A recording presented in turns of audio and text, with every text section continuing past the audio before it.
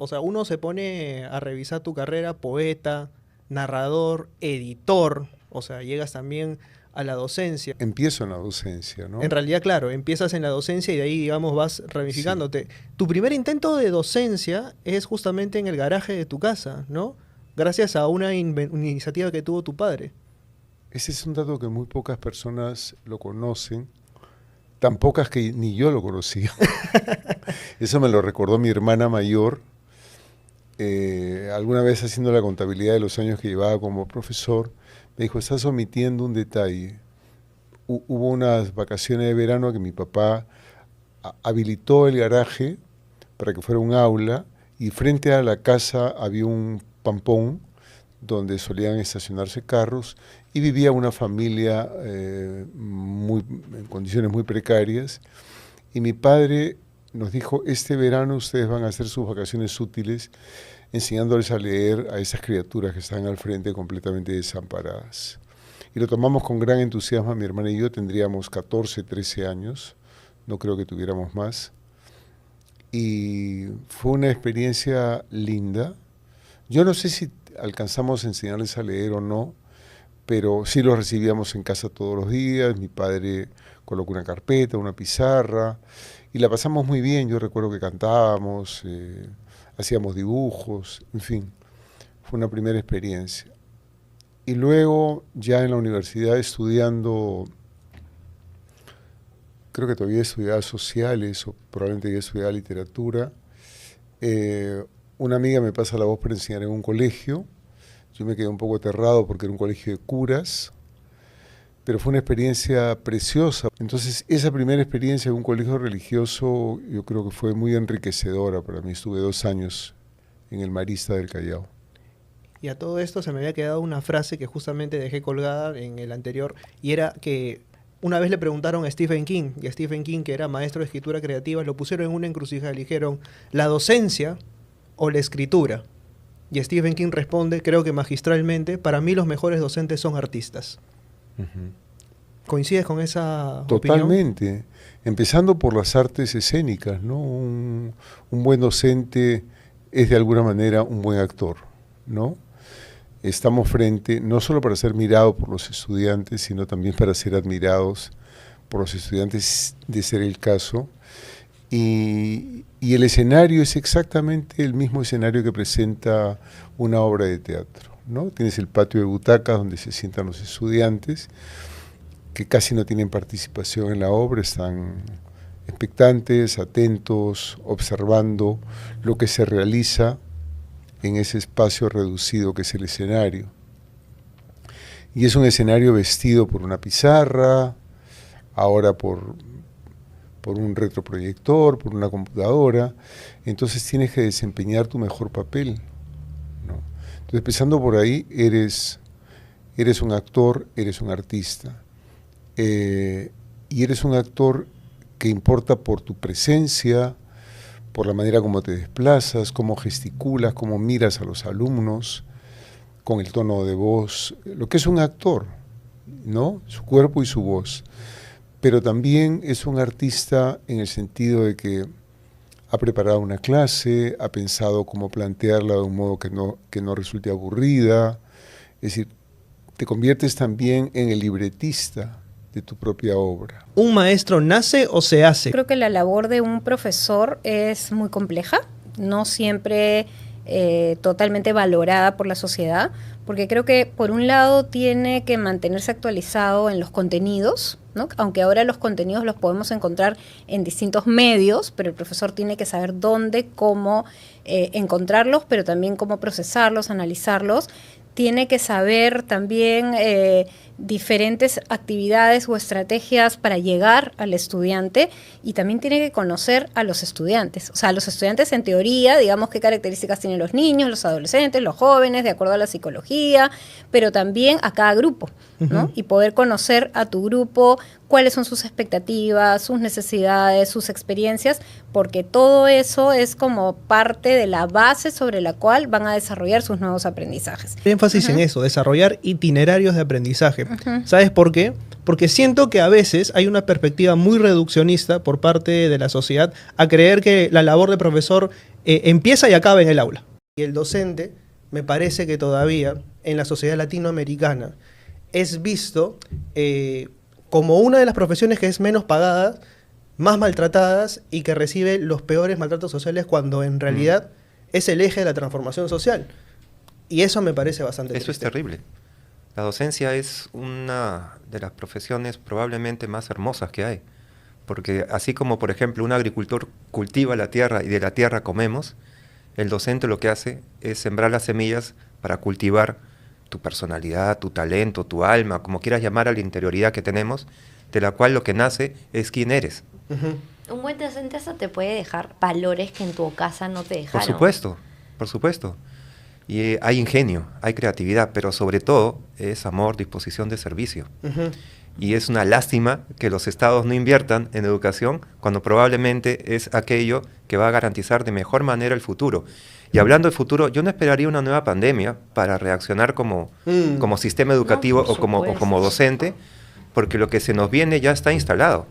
El punto es qué cosa es aquello que tenemos que pensar para la educación del futuro. O sea, ¿en qué vamos a pensar ahora para educar a las siguientes generaciones?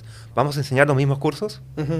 ¿Vamos a enseñar a despertar los mismos talentos en el mejor de los casos? ¿Vamos a repetir lo que hacemos hasta ahora cuando lo que se nos viene nos va a mover los cimientos? Termino con eso. ChatGPT es neutro, es absolutamente neutro. ¿Cómo lo vamos a usar? Hay aspectos peligrosos del ChatGPT, totalmente peligrosos. Hay algunos aspectos que tenemos que ver de qué manera pueden ser útiles, sin duda alguna, pero nos va a mover el piso. Bueno, me he cruzado con gente que usa ChatGPT, GPT le digo, que no lee lo que, o sea, pone, hace este texto para papá, copia y pega el texto que le da. Y ya. Y cuando me toca corregir, me da cólera. ¿Y sabes lo que dice? ¿Sabes lo que he escuchado, Mapi, al respecto? Tú le dices, pero eso no es tuyo. ¿Cómo que no? Si yo le di el tema. Es original, es mío. Ya, por lo menos si quieres apóyate en eso, pero con tu conocimiento transforma el texto, ¿no? Pero esto está llegando, o sea, también, o sea, a límites, porque siempre la tecnología ha estado como en ese terreno difuso a propósito de cuáles son las leyes que la regulan, ¿no? Por ejemplo, ¿de qué hablamos cuando hablamos de propiedad intelectual? Por ejemplo, o sea, ¿cuáles son las regulaciones para poder poner un texto en línea que no te pertenece y finalmente lanzarlo y compartirlo muy alegremente, una foto y demás? Hay personas que están trabajando en eso, ¿no? El copyright, el copyleft y todo lo demás y todo lo que implica el mundo digital. Pero hay algo que me parece ya aún más peligroso, ¿no? Y que me puso en alerta también, y es la manipulación de imágenes. Y de información. Y exactamente, entonces cualquier persona, o sea, puede tomarme una foto y mañana lanzar un video diciendo Gianfranco dijo esto. Correcto. Y no lo dije. O sea, ¿y cómo descubre si es verdad o no? Y con el nivel acelerado de alimentación a través de las redes, donde tú no piensas 2 segundos si lo que te están diciendo es verdad o falsedad, inmediatamente tu imagen ya está destruida. ¿Y coincides con esta opinión de Luis Alberto Sánchez? El Perú es un país adolescente, porque entendemos la adolescencia de un modo, quizás muy estereotípico, que se establece en 1904. Exacto. Y que de ahí no salimos un poco. Mueve. Pero ¿es una definición justa, correcta? Yo no sé si, pese a ser, digamos, una afirmación hija de su tiempo, yo no sé si él estaba pensando en la adolescencia como la entendemos ahora. Yo me imagino que lo que él estaba diciendo, y en eso, y desde como él lo estaba viendo, sí coincido con él. Él estaba pensando en el Perú como un país que no termina de ser, ¿no?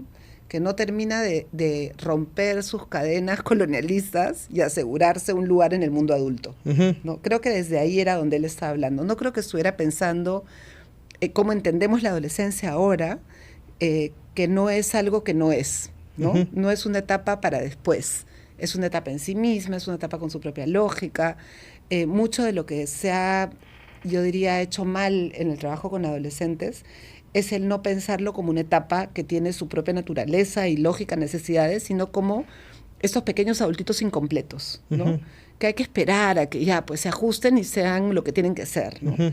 Pero en justicia a esa tan, digamos, creo que yo he escuchado esa frase toda mi escolaridad. Creo que él no estaba pensando en eso, ¿no? ¿por qué entendemos la adolescencia justamente? Y hay vínculos que hace, ¿no? Adolescente viene de adolecer. Sí. Digo, ¿adolecer por qué? Porque es vista como un periodo en el que hay que tener mucho cuidado y los padres lo ven hasta con cierto resquemor. ¿Tú sabes que es bien curiosa esa frase? No creo que haya vez que yo no he trabajado o entrevistado a profesores que en algún momento te dicen, ya, pues, pero finalmente adolescencia viene de adolecer, que es sufrimiento. Y en realidad no viene de adolecer, viene de adolescere, que significa cambio, transformación. Entonces es interesante cómo hemos generado una justificación lingüística para nuestra propia representación social de la adolescencia, ¿no? Porque, y eso viene efectivamente, como planteas, de la famosa teoría de Stanley Hall, que funde el campo, ¿no? Pero él funde el campo de la psicología adolescente pensando en las adolescencias de clase media, y digamos la historia es más complicada porque él plantea que viene de sufrimiento, de tormenta y estrés, en esta necesidad de ajuste al mundo adulto, y que además es una etapa determinada biológicamente. Tiene que ver con los cambios hormonales que ocurren en esta etapa. Nada de eso es entendido ahora de esa manera, no estamos en un paradigma de determinismo biológico, y digamos, esa idea fue rebatida muy prontamente. Sin embargo, la idea persistió, quedó, y yo creo que lo fascinante es que siga quedando, porque creo que da cuenta de este desconcierto intergeneracional que siempre tenemos con los adolescentes. Esta es una generación, no me voy a colocar tampoco el San Benito de estas personas que van y dicen que todo quiere masticadito y demás, pero sí es una generación mucho más pragmática y menos dada a poder resolver por cuenta propia. Sí. Buscan mucho la aprobación, ya sea del profesor, ya sea de los padres de familia, y les cuesta mucho tomar decisiones por cuenta propia, o están buscando, o sea, desde que apareció el tema de las rúbricas, por ejemplo, hacer lo que la rúbrica dice. O sea, dice, pero ¿esto en qué parte de la rúbrica está? Entonces hay como un desbalance ahí, ¿no? Yo creo que ahí hay mucho que trabajar desde la educación, y desde la educación yo creo que no solamente se dirige a los estudiantes, sino también a los padres, sobre todo en la escuela básica, y digamos, la autonomía, también la tolerancia a la frustración, ¿no? Y el aceptar el error, ¿no? El error es parte del aprendizaje. Entonces, no todos vamos a tener A la primera, ni nos va a salir perfecto, y a veces los papás están reclamando, ¿no? Porque ellos tampoco tienen tolerancia a la frustración. Entonces, ¿qué le estamos enseñando a los estudiantes? Es una sociedad que condena el error terriblemente. Condena el error, no tolera frustración, y eso genera también sentimientos de depresión, ¿no? Ansiedad, y entonces también vemos estudiantes cuya salud mental está resquebrajada. Entonces yo creo que la confianza en tus capacidades no implica que todos tus actos te van a conducir directamente al éxito. O sea, para tú llegar al éxito es posible que hayas pasado por algunos fracasos, por algunos errores, porque es parte del proceso de aprendizaje y es parte de la vida. O sea, la vida, sí, nos van a presentar situaciones que ni siquiera pensábamos, y vamos a tener que enfrentarlas, como la crisis de la pandemia, por ejemplo, ¿no? ¿De dónde viene esta idea de... Hay un rompimiento, me parece, que se da entre los 12 y 13 años, que es justamente cuando se pasa a la secundaria.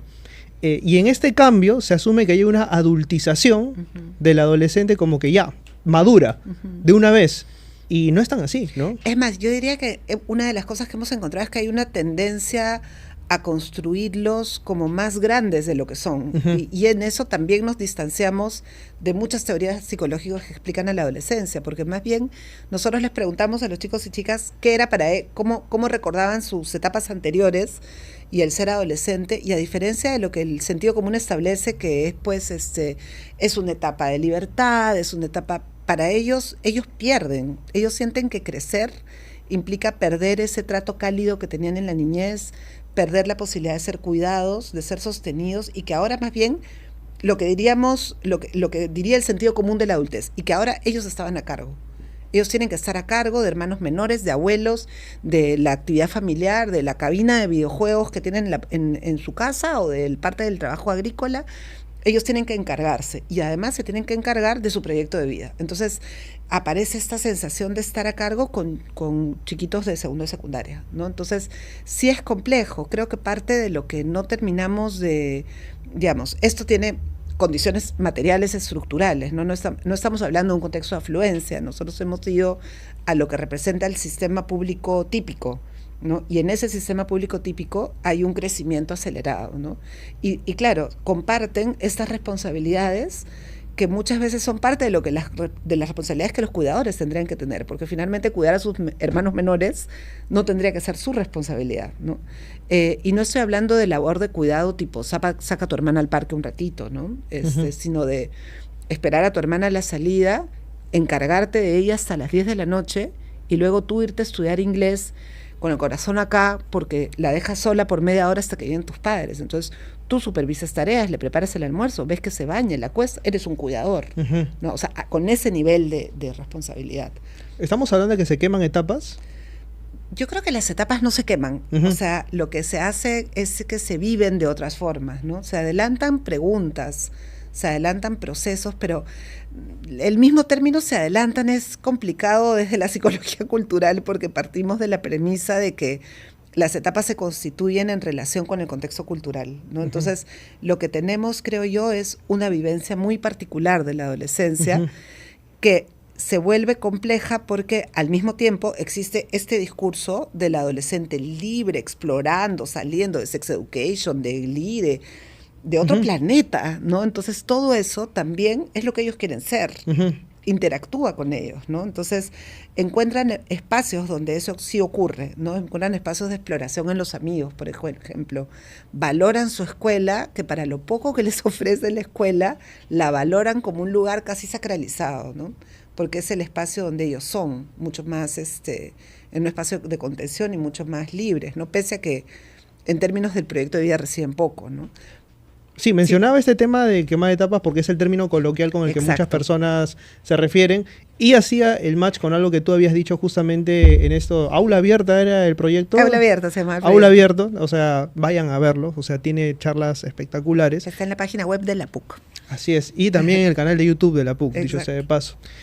Ahí mencionabas, por ejemplo, de entender la adolescencia como una etapa de transición, pero todas las etapas de nuestra vida básicamente están en transición, ¿no? De hecho, ese es el término coloquial con el que entendemos la adolescencia, es como una etapa de transición entre la niñez y la adultez. Sin embargo, no sé, pues la adultez es una transición entre la vida y la adultez tardía, entre la vida y la muerte, y el nacimiento también. O sea, no hay etapa que no implique una posterior. Y sí creo que es importante, yo diría que sobre la etapa que más se la ha pensado como transición es la adolescencia, porque a diferencia hay pocos marcadores, a diferencia de otras etapas, no hay un marcador biológico en el inicio, que es la pubertad, pero el fin está determinado socioculturalmente, entonces puede ser una etapa más breve o más larga, no conforme, de hecho el nacimiento de la adolescencia va muy ligado a la escolaridad, entonces conforme se alargue la escolaridad hay un grado de asistencia, hay cierta autonomía restringida y por lo tanto seguimos hablando de una adolescencia en términos sociales.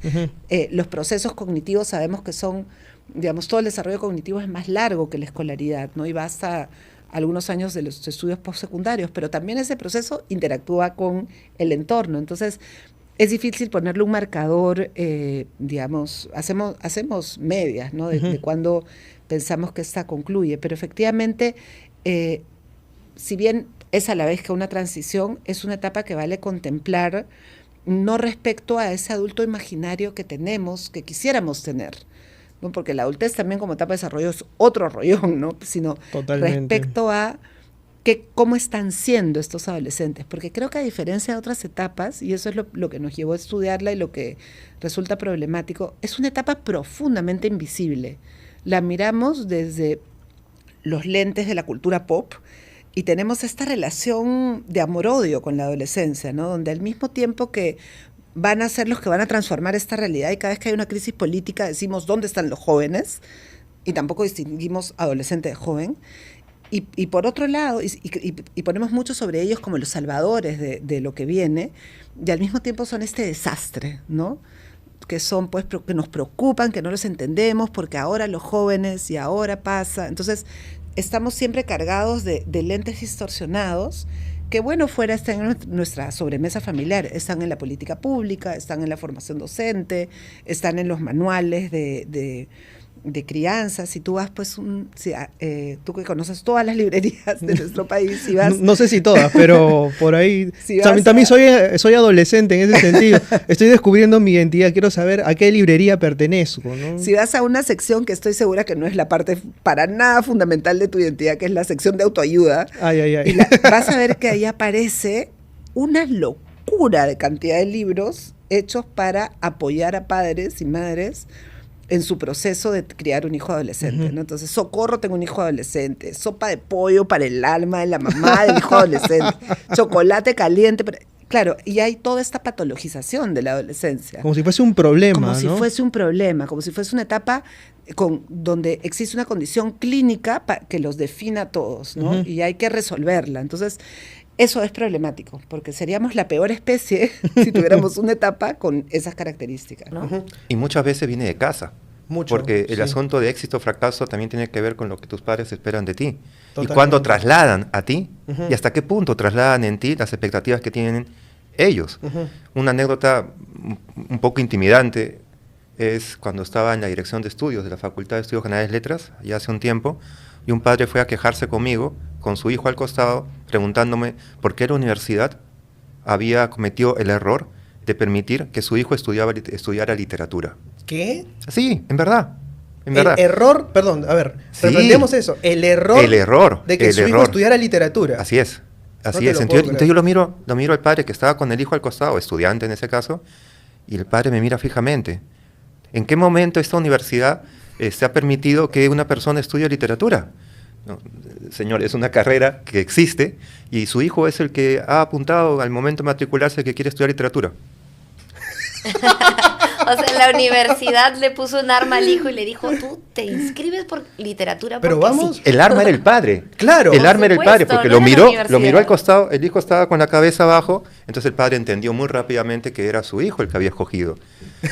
Entonces, pero el tipo, realmente creía que la literatura era un arma de extinción masiva y que era peligrosísima para su hijo y que la universidad estaba siendo una cómplice de este crimen. Fíjate la parte 2 de la historia. Ay. Hay parte 2. No, hay parte esto está 2. muy interesante. ¿No tienes canchita? Sí, por ahí. Bueno, Armando no está, pero vamos a pedir canchita. Deberíamos, está buenísimo. Cuéntame la segunda parte. La parte 2. Entonces el padre me mira, ok, entiendo. Entonces, cuando mi hijo sea un fracasado en la vida, yo voy a venir de usted y lo voy a hacer responsable. Tal cual. Se va con su hijo y en la puerta de la oficina regresa, mete la cabeza y me dice, ¿y eso que no conoce a mi señora? La presión familiar es muchas veces la puerta de entrada de todo ese peso que puede sentir una persona cuando clausuran sus expectativas de querer ser lo que... Y el hijo estaba al costado callado. Como si no existiera. Porque si a ti te dicen a los 16 años, elige lo que vas a hacer para el resto de tu vida. Además, eliges desde dónde. Desde el colegio, ¿no? Desde el colegio, que puede ser a veces bastante reductor de las opciones, y desde familias que también, como podemos conocer por algunos casos, o la pequeña anécdota que conté, son al mismo tiempo muy restrictivas de las opciones de vida de las personas. Exacto, y si tu contexto es súper pequeño, te vas a ver limitado a elegir lo más cercano que tengas y ya, se acabó. Que de hecho influye mucho, ¿no? Porque, por ejemplo, si ves cerca del aeropuerto y siempre ves aviones y te cuestionas cómo funciona, de ahí salen muchos pilotos. Increíble. O ingenieros, ¿no? Pero si es que si tu contexto, tu entorno es pequeñísimo y están limitados a la típica de los colegios que te quieren vender las carreras más top, porque después también cómo se benefician los colegios diciendo, él es egresado de aquí. Él era bastante crítico con un sistema que hasta ahora se sigue aplicando, que es el de las alternativas múltiples y el de convertir en una recompensa inmediata la respuesta del estudiante y convirtiéndolo en un ser básicamente binario, ¿no? Entender que el mundo se ve a través de una respuesta correcta o incorrecta, ¿no? Para él era un cuello de botella la evaluación, ¿no? En gran medida la evaluación dice no solo lo que enseñas, sino del modo como enseñas, qué estás buscando en lo que enseñas, ¿no? Entonces, si tú revisas una prueba y ves la formulación de las preguntas, puedes deducir cómo enseña ese profesor y qué intereses tiene, ¿no?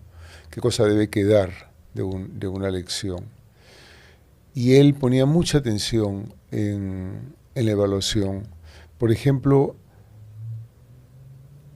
se aplicaba la evaluación desde inicial y era muy interesante porque las libretas no tenían una numeración vigesimal, ni siquiera en quinto de media había una numeración vigesimal, pero había otro sistema, ¿no?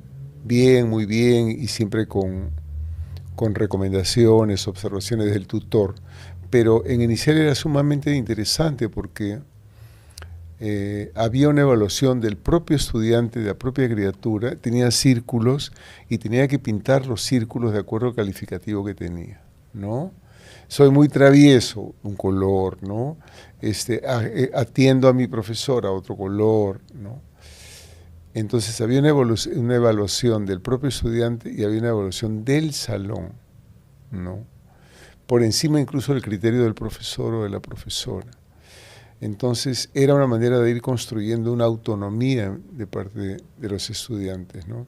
Que cada uno supiera autogobernarse. Un policía, ¿no? 24/7, ¿no? Un policía cuidando de que no cruces el semáforo rojo.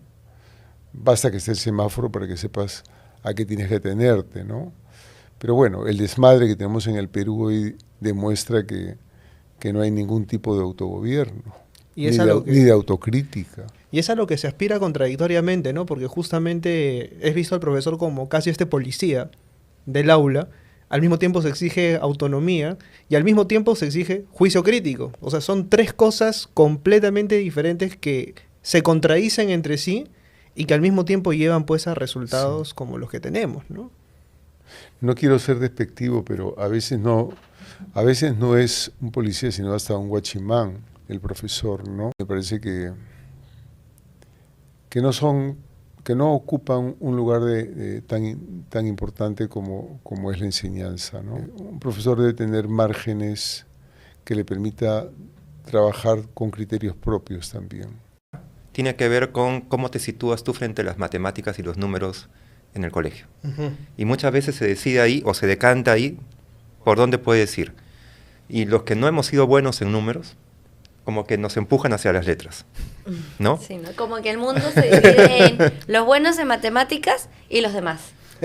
Sí. Los que no, Sí. ¿no?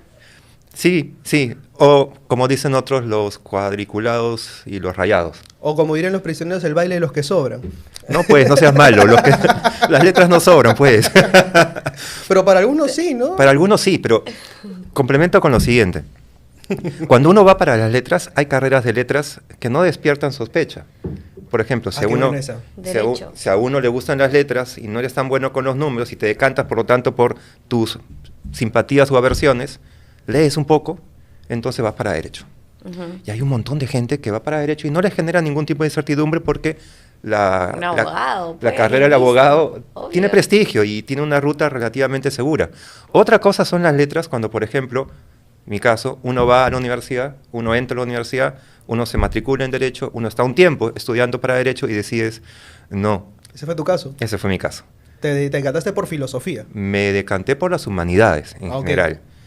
Y fue una decisión que igual tienes que contar con si tus padres te van a financiar la carrera, porque no hay muchos sitios donde tú estudias humanidades. Entonces yo estudié literatura en San Marcos un tiempo y estudié filosofía en la Católica y terminé filosofía en la Católica. Para eso tuve que lidiar con el estigma de venir de una familia donde no habían intelectuales, no había una cultura de libros, y yo era pues una especie de oveja negra que le gustaba estas cosas raras, que bueno pues, ¿no? Filosofía, ¿de qué vas a vivir? O la clásica pregunta, pues, ¿no? O sea, ¿en qué vas a chambear? O sea, y es algo que se lo dije también a Christopher Rojas, filósofo. Es como que, ¿cuál es tu trabajo? Pensar. ¿Y te pagan por pensar? Sí, claro. O sea, y es ese prejuicio, ¿no? Es más que un prejuicio, porque es una... Pensar es difícil, te toma muchísimo tiempo, porque por Lógico. ejemplo yo que me dedico mucho a la publicidad y creación de contenidos, hay días en los que tienes que pensar ideas. A ver, una idea millonaria, una idea que se haga viral, una idea que mueva tu negocio, tu marca. Toma tiempo, es difícil. Y quería aprovechar que justamente has hablado de muchísimos temas, ¿no? Y uno de ellos es la presión social que existe de la familia. Pero si nos ponemos o sea, si de verdad pensamos, existe presión social para todo. Porque no solamente para lo que vas a estudiar, porque ya, por fin, terminé mi carrera. ¿Y ahora qué vas a trabajar? Ya, empiezas a trabajar ¿y cuándo te independizas? ¿Y cuándo tu familia? ¿Y cuándo te casas? ¿Y cuándo? Entonces, vivimos en un mundo en el que creemos que la vida ya está escrita de una forma en la que todos tenemos que cumplirlo tal cual. Y ahí quiero volver a decir que para mí sí eres exitoso porque haces lo que te gusta. Gracias. Y pareceré tus padres. Pero es que el éxito es subjetivo en realidad, porque para mí puede ser exitoso el día de mañana irme a estudiar una maestría, pero para mi amiga ser mamá mañana mismo, ¿no? Entonces el éxito en realidad no hay que compararnos con los otros, sino para lo que uno cree, o sea, con lo que uno cree que va a ser feliz, va como a su día a día a sonreír y poder, no sé, poder hacer las cosas que le gustan, ¿no? ¿Te ha tocado en algún momento enfrentarte a una situación así límite? No, pero sí hemos tenido, digamos, conductas nuevas en los padres de familia post pandemia. El primer día, el año pasado, en marzo, era los cachimbos que recién venían presencial. Y quedaron como 100 padres en la puerta y no se iban. Y no se iban, y no se iban, y no se iban. Entonces, y los padres pues no tienen acceso a la universidad, pero no son parte de la comunidad, ¿no? La comunidad somos los profesores, los estudiantes, el personal, y cada quien se identifica para poder entrar. Entonces dijimos, ¿qué hacemos, no? Y se les hizo pasar, ¿no? Se les hizo pasar y se les hizo un tour.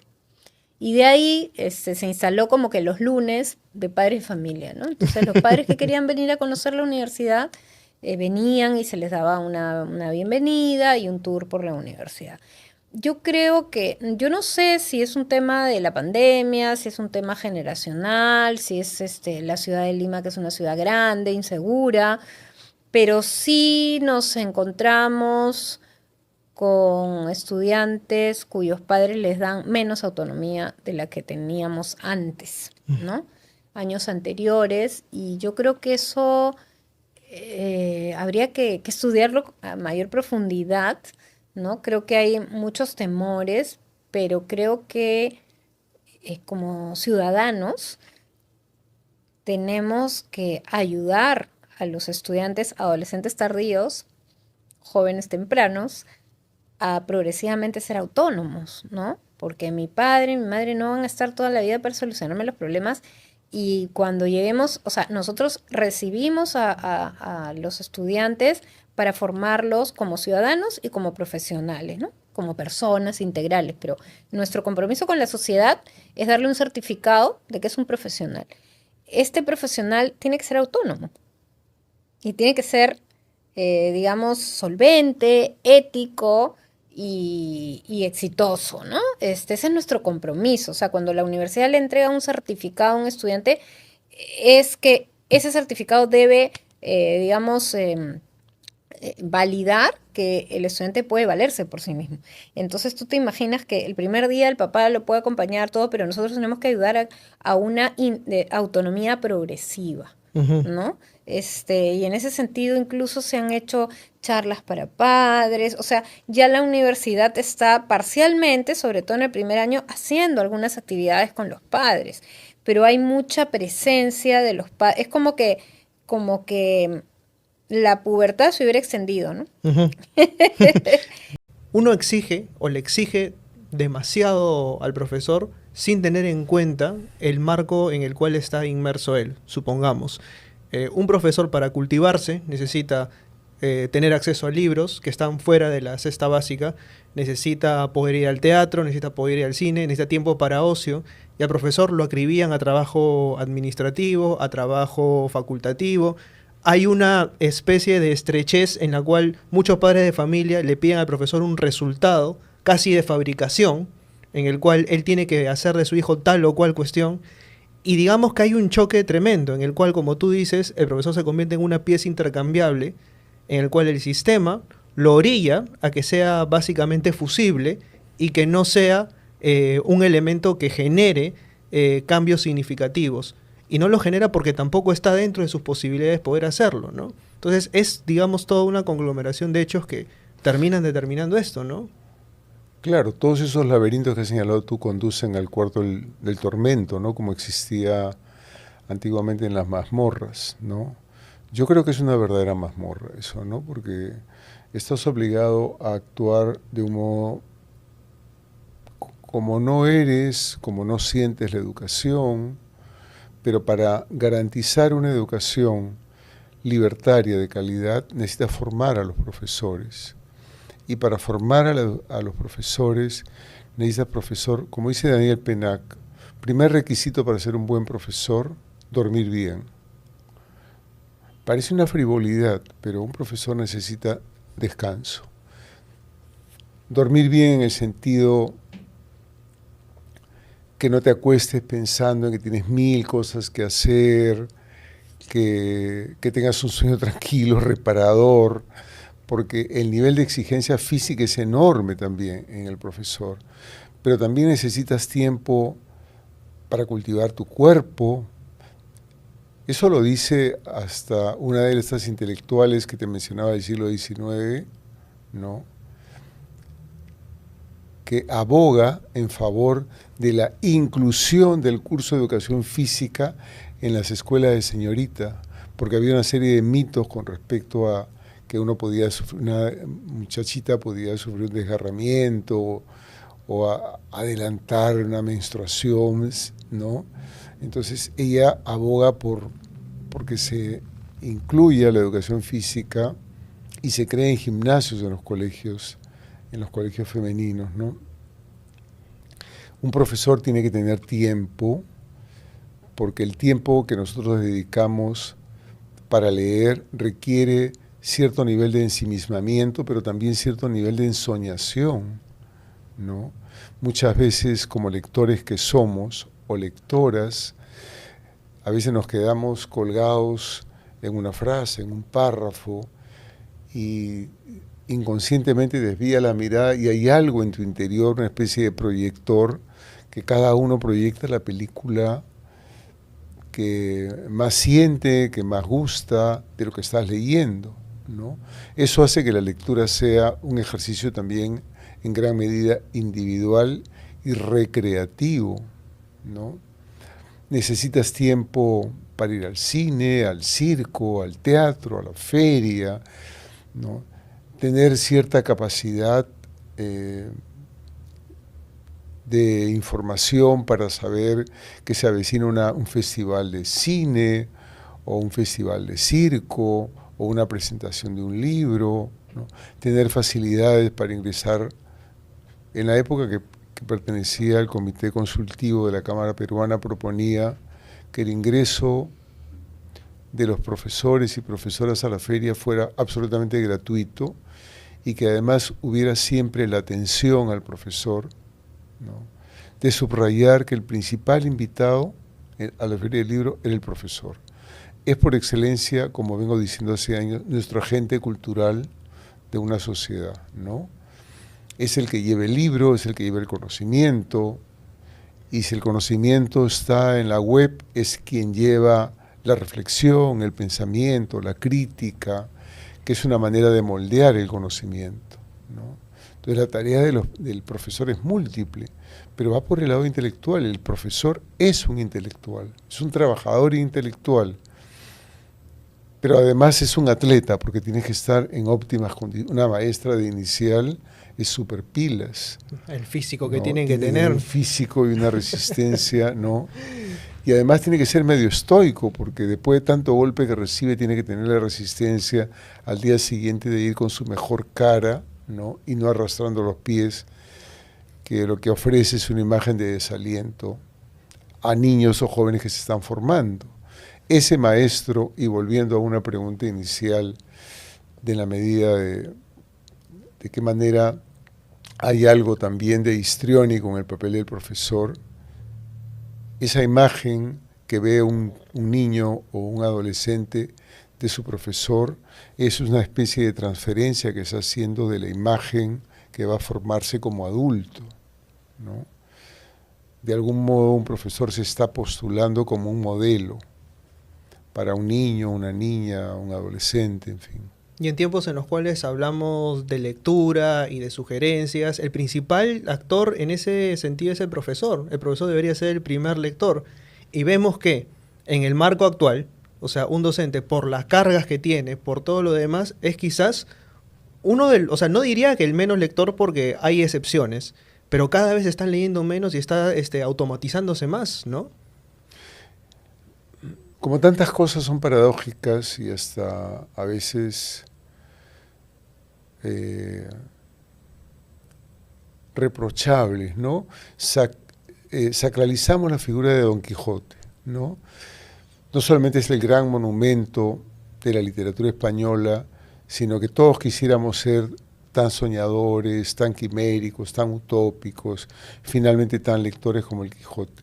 Pero el Quijote, desde que empieza la novela, es un enajenado, ¿no? La lectura le ha secado el seso, dice Cervantes, ¿no? Entonces, ¿cómo se come eso? El profesor de literatura habla maravillas de Cervantes, pero no permite que ningún estudiante sea un Quijote, para que tenga su propia interpretación de un texto, ¿no? ¿Qué pasa con el alumno que quiere ser eventualmente un Quijote?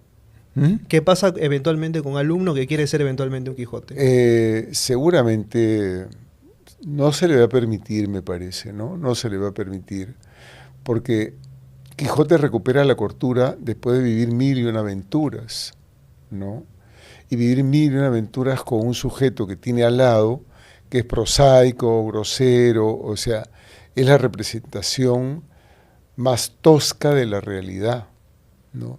Y él significa una dimensión más bien de ensueño, de fantasía, de imaginación, ¿no?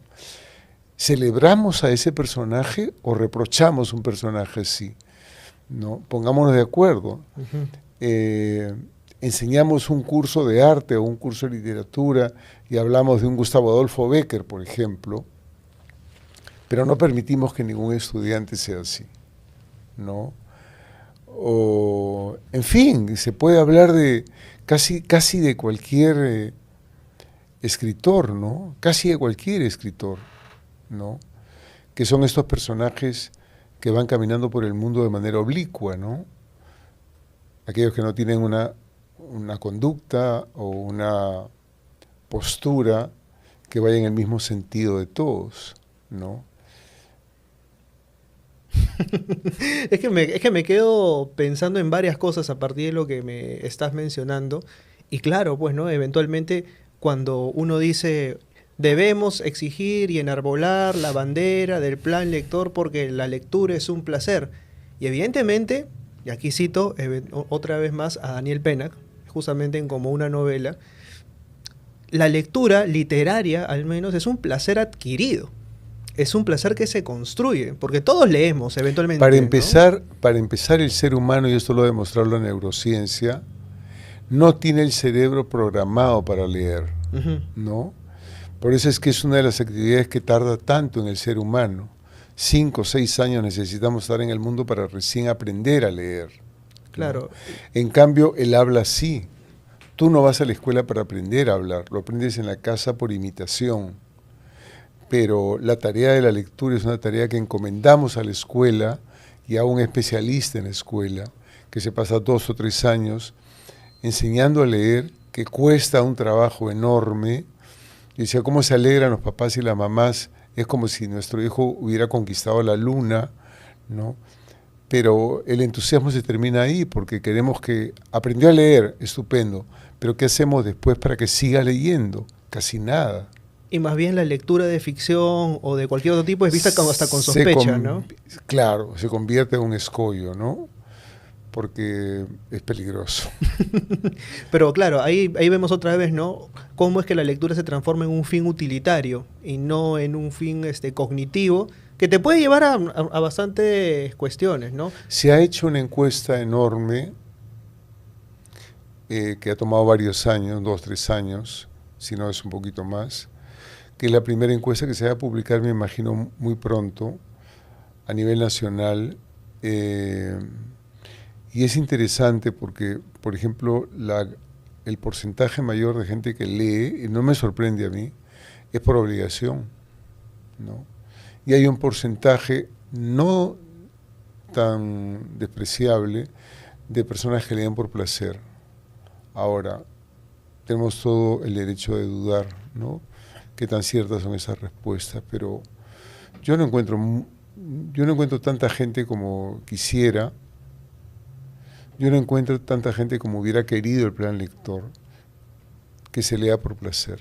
Yo creo que hay un tema de control ahí, ¿no? Que sería lo que Foucault denominaría, Exacto. bueno, vigilar y castigar, Sí, exacto, básicamente, exacto. ¿no? Ahora se vienen, por ejemplo, las vacaciones. Muchos de los chicos van a estar en este término nefasto, útiles, ¿no? Vacaciones útiles. ¿Qué significaría el ocio, por ejemplo, en este espacio? De acuerdo al descubrimiento, parece que incluso ese espacio de descanso, por dos razones. En principio, porque los padres de familia se ven enfrentados a una situación que es, tengo a mi hijo en casa este verano, todo el día, claro. o sea, ¿ahora qué hago? O sea, tengo que ir a trabajar, ¿con quién lo dejo? ¿Qué va a estar haciendo? Tengo que mantenerlo controlado de alguna manera. Pero por el otro, aprovecha el tiempo y genera, no te tengas piedad en pensar, ¿no? O en divertirte. Claro, el ocio es fundamental, ¿no? De hecho, es de donde sale la mayor cantidad de conexiones creativas, suceden también sometiendo a la mente a espacios muertos, ¿no? A espacios en donde pueda establecer conexiones. Y por eso es tan importante tener cualquier persona de cualquier edad largos momentos de no hacer nada, ¿no? Largos momentos de poder justamente privarse de aparatos o de lectura o de lo que fuera y descansar, ¿no? Lo que llamamos descansar. Efectivamente hay desde el horario escolar hasta los tiempos de vacaciones están hechos en función de los adultos, y es bueno tener en qué pensar. O sea, sí creo que las escuelas hacen un esfuerzo muy grande por proveer, por ejemplo, espacios en los veranos también, para que los chicos tengan que hacer. Muchos trabajan, por ejemplo, en el verano en nuestro país, ¿no? Algunos, pues, son sometidos a vacaciones útiles con, digamos, los 35 talleres orientados al logro. Y eso creo que es un reflejo de cómo son esas familias en el año escolar también, ¿no? Esa familia que necesita que su adolescente trabaje y aporte, seguramente va a pedir de él o de ella trabajo en el verano, ¿no? Ese padre y madre de familia que no sabe qué hacer con su hijo, seguramente lo va a tener sin hacer nada. Entonces, sí creo que hay una coherencia en ese sentido. Idealmente, tendría que ser un espacio de mucho juego, de mucho poder, no sé. Yo tengo la alegría y el sufrimiento de tener un hijo adolescente que toca guitarra muy bien, y que no quería tocar guitarra inicialmente, y mi esposo ama la guitarra, ama la música, entonces le dejaba instrumentos por toda la casa, le dejaba instrumentos para que él, y como era algo de su papá, él la miraba hasta que fue por aproximaciones muy lentitas. Nadie le enseñó inicialmente dándole, esos son horas, ¿no? Que claro, si uno los ve en términos productivos como sociedad, dices, wow, qué esfuerzo inútil. Valentín no quiere ser músico, quiere ser, creo que sociólogo o físico. Está entre cosas que no tienen que ver con la música. Pero lo que eso está haciendo en su self, para quien él es ahorita, es crucial, ¿no? Cómo le hace pensar digamos, los procesos, el lugar de la creación, el lugar de lo que otras personas dicen cuando crean, o sea, lo que construye en él. Pero todo eso demanda tiempo, que es lo que no les damos. O sea, tenemos poco tiempo los adultos para darles, y tenemos poco tiempo para dejarlos ser, para dejarlos que vayan siendo, ¿no? Y eso es muy triste, eso es lamentable. Hay gente que aquí, o sea, se divide, ¿no? Como el mar rojo, ¿no? En posturas a favor y posturas en contra. Los que están a favor del enfoque por competencia dicen que ha democratizado eventualmente los aprendizajes, y quienes están en contra dicen, ok, el docente hoy en día, si bien es cierto, ya no se concentra tanto en el contenido, sino en toda la gestión, el contenido sigue siendo importante, y a mí me gustaría de pronto tener más tiempo para planificar mi trabajo en aula o desarrollar actividades. ¿Cuál es tu postura respecto al enfoque por competencias? Yo creo que no se deberían oponer. Yo pienso que si uno trabaja un contenido, o sea, no hay competencia que se desarrolle sin contenido. Efectivamente. O sea, no hay competencias secas, ¿no? Por ejemplo, comprensión lectora. Yo no puedo comprender una lectura sin aprender sobre la lectura, ¿no? O no sé, argumentación. O sea, yo para argumentar algo tengo que conocer el tema. Entonces, yo no los opondría, entonces, pero lo que sí es cantidad de contenidos versus calidad y profundidad.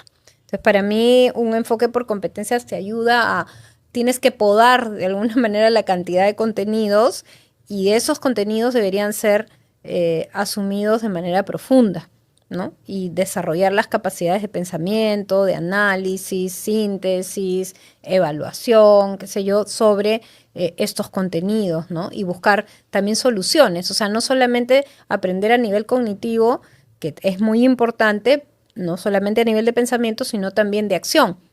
¿Qué propuestas de solución ante esta problemática planteas? Y si las puedo llevar a cabo, mucho mejor, ¿no? Entonces... Creo que ahí está justamente la gran contradicción, porque te decía, o sea, siento que la universidad sí lo entendió o lo está tratando de asimilar, pero en los colegios todavía existe esta premura por tratar de meter un montón de contenidos, pero disfrazados evidentemente bajo el esquema de competencias, porque como dices tú, o sea, sin contenido no hay competencia ni capacidad que pueda ser trabajada. Ahí hay un tema, porque finalmente mucha gente cree o ve en la lectura un fin utilitario. De hecho, tú lo mencionas. En Un placer ausente hay una visión de los padres de familia: yo hago que mi hijo lea para que adquiera una mayor cultura general, para que incremente su vocabulario. Si a mí me preguntaran para qué quiero que mis estudiantes lean, yo digo para que duden. Y la duda es la principal base del conocimiento. Y la búsqueda del conocimiento parte del llegar a la lectura. Para que duden, ¿no? Y busquen, claro. Exactamente. No es para dudar y quedarse de brazos cruzados. Exactamente. ¿No? Sí. O sea, ¿te pasa ahora, por ejemplo, que hay menos afán por buscar y que simplemente se den respuestas absolutas y que la duda es más bien vista con sospecha? Yo creo que hay cada vez una visión mucho más pragmática de la realidad, y creo que desafortunadamente eso es lo que nos ha dejado también la pandemia, ¿no? Creo que los estudiantes post-pandémicos están mucho más interesados en menos devaneos, menos reflexión y mayor pragmatismo. Yo pensé que iba a ocurrir lo contrario. Yo pensé que el confinamiento nos había obligado a mirarnos hacia adentro, y mirarnos hacia adentro, si lo hace con responsabilidad y con afán de mejora, te va a llevar a conclusiones de cuán frágiles somos, ¿no? Apenas un soplo en el universo, de qué importante cambiar ciertos comportamientos en nuestra sociedad. Yo recuerdo que le hice una entrevista a Quique Polanco, gran amigo y inmenso pintor, y le pregunté hacia el final de una entrevista: ¿tú crees que cuando regresemos a la normalidad o la nueva normalidad, estábamos en plena pandemia, cómo va a ser el comportamiento de los adultos y en particular de nuestros empresarios? Y me dijo: van a salir con un hambre de lobos, más salvajes que nunca. Desconfié de sus palabras, pero acertó. O sea, tú sí notaste un cambio. Yo lo noto empezando por nuestros representantes, ¿no?